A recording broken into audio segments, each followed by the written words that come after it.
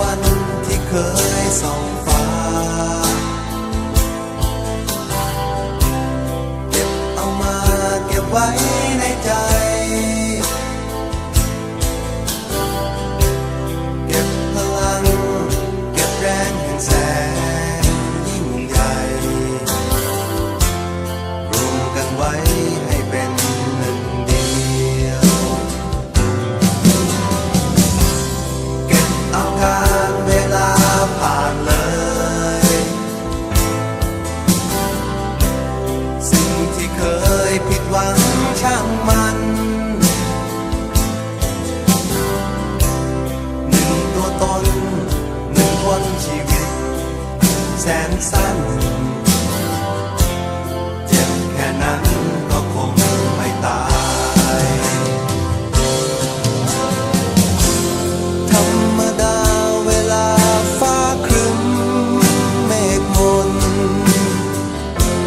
พายุฝนอยู่บนฟากฟ้าคงไม่นานตะวันสาดแสงแรงกล้าส่องให้ฟ้างดงามหากตะวันยังเคียงคู่ฟ้า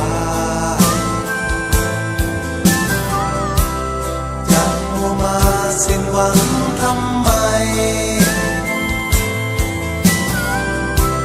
เมื่อยังมีตรงนี้ให้เดิ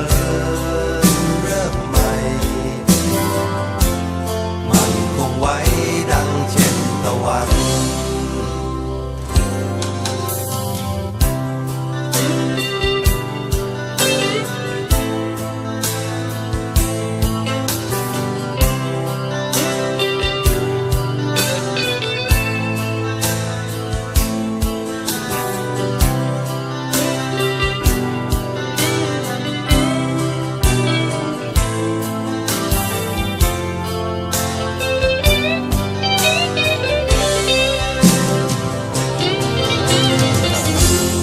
ธรรมดาเวลาฟ้าครึ้มเมฆมนพายุฝนอยู่บนฟากฟ้าคงไม่นานตะวันสาดแสงแรงกล้า